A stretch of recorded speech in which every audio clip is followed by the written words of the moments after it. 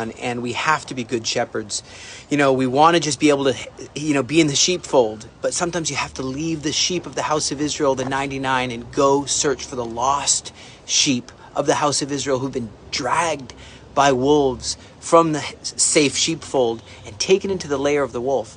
You have to bring your rod and your staff. You got to be a good shepherd that doesn't just bring the sheep to the still water and the green pastures, but goes to rescue the hostages. And it's been a journey. I deal with tunnels. The reality on the ground is it's been a long, long journey. I mean, like the 6-Day War, like the Yom Kippur, Day of Atonement War, these were shorter. We have this really, really long journey where we're careful to ask people to leave from this area to a safe zone, move from that area to a safe zone, and search every nook and cranny of that whole sandbox called Gaza for our brothers, our sisters, our sons, our daughters that have been held there. And we're a people, we care for our fellow countrymen and women, and we're a people. We're tribes. We're many tribes. We're the tribes of Israel, and we are united. And we're living in a time of really rising anti-Semitism. And we feel the stress on our family. Our kids, some of our kids don't recognize this hardly. It's a stress on the finances. It's a stress on the marriage. And we're seeing around the world just the media, the propaganda, and it feels similar to the time of Kristallnacht, the night of the broken glass. It feels like the rising tensions that were felt by our people before the Holocaust. Propaganda really preceded the Holocaust. You have the night of the broken glass in 1938, but you have Joseph Goebbels, the minister of propaganda, leading up to that. It was 4 years of work to demonize the Jewish people, to act like we're not even people. We're subhuman. The real human race is the Aryans. We're not even human. We don't deserve to live. What do they call that? Useless eaters, and just kill us. Dehumanizing Jewish people. I feel that. I feel it in the world. I didn't live through Kristallnacht. I didn't live through the Holocaust. We help Holocaust survivors in our charity. We help immigrants, Jewish people who are coming home to the promised land, here to Israel, and even in the midst of war. But I'm just realizing that it feels like we're at that time before the pogroms, where businesses are vandalized, before the Holocaust. And Kristallnacht is that moment. It's that moment of the culmination of Joseph Goebbels' propaganda. I mean, even sharing this video, friends, let me tell you what, you're helping the righteous to succeed. You're helping righteousness to prevail by sharing this video. For real. I know it sounds cliche, but it's for real. The effort of Joseph Goebbels culminated in 1938 when there was a full-blown campaign of hatred and destruction to Jewish businesses. Today they call that BDS, or boycott, divest, and sanction Jewish people. Then they were painting swastikas, breaking glass, and on November 9th and 10th, 1939, you have synagogues burned, Jewish businesses destroyed, Jews attacked by Nazis and their supporters. It was a real turning point where violence erupted everywhere. We know how that culminated, don't we?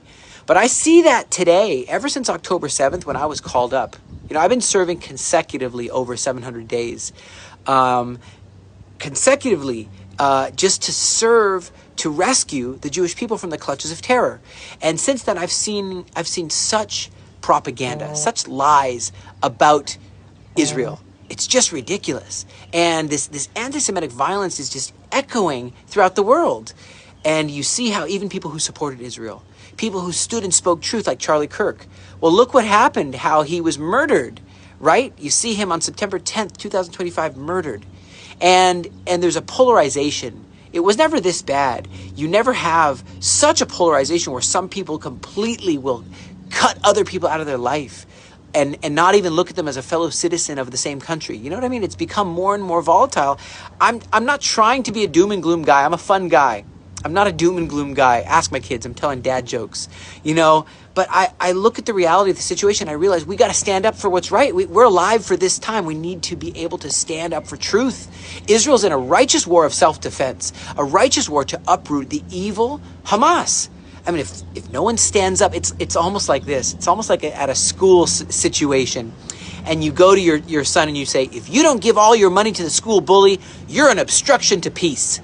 If you don't do everything the school bully tells you to do, you're obstructing peace. I feel Israel is told that by the West sometimes. It's really extreme propaganda. It's like even conspiracy theories. I look at people like Candace Owens, and I look at the demonization of Jewish people for no reason. And I'm not surprised if this year, where we're commemorating Kristallnacht, there might be another Kristallnacht. Do you know what I mean? A synagogue burnt. It's already happening, my friends. It's already happening. Increased hostility against Jewish people, increased hate, increased spray painting of swastikas. And the thing is we, here in Israel, the charities we run, see extravagant hate, and we say we need to operate in an opposite spirit. The opposite spirit, extravagant love. Where the Jewish people are being boycotted, being hurt, we do everything we can to help them, give them places to stay. That's what we do as a charity. But I want to tell you the role of propaganda, and I had to study this when I studied communications, and I'm going to further my study in communications, by the way, to know how you have these public opinion shapers, leaders, by using tactics and misinformation, like showing those emaciated, starving. They look like they're starving, but they had a genetic situation, a genetic condition, medical condition. These 12 children that were chosen to be the poster children of a, orchestrated starvation campaign by Israel, which is just not true. 2 million tons of aid went in, and there's about 2 million people, a ton per person. The fact that Hamas, which means violence in the Bible, that's how you translate the word Hamas in the Bible. They weren't around in the time of the Bible, but they are ones who bear false witness. They're the ones who are using violence and oppression against their own people. And we really need to free Gaza from Hamas, from this dictatorship group of terrorists. But I want to really go back to Kristallnacht and say, look what happened. Look how people who did nothing wrong to Germans, nothing wrong in Poland, were demonized. And the propaganda worked. There's not that many Jewish people, so people never really had a conversation with the Jewish people, like never sat down and said, what's your life like? Who are you? What do you do in your synagogue? Do you do evil? Are you trying to destroy the world? Or are you actually all that's right in the world? The Judeo-Christian values, the values of the Bible, written by Jewish people, written in Israel. The very Messiah, Jewish, And so you have this aliyah. Aliyah means the gathering of the Jewish people to the promised land. A lot of them come here because they don't feel safe anymore in their country. They don't feel safe to go to school. They're not able to enter university, and sometimes they're boycotted. Is it because they're evil? No. Did they, you think about why were the Twin Towers bombed? What was Al-Qaeda teaching? Why did Al-Qaeda teach to destroy America, destroy Israel? Why did Hamas teach that? Is it because of that we were so mean to them? Right? Why did the Holocaust happen? It's because of indoctrination. And there are evil people who want to indoctrinate you, who want to deceive you. And I think right now is the time to enter into prayer, to gather in that tabernacle of David. Hey, come join us in the Galilee. We have this, Turning Point Israel. It's called the Faithful Galileans. It's a place where you're able to come and pray and stay and learn. Find the facts out. Become a trained leader before standing up with a lot of zeal, but without knowledge and being tripped up. So I do see a rushing tide of violence on the way. It's already happening. A vandalism on the way. It's already beginning.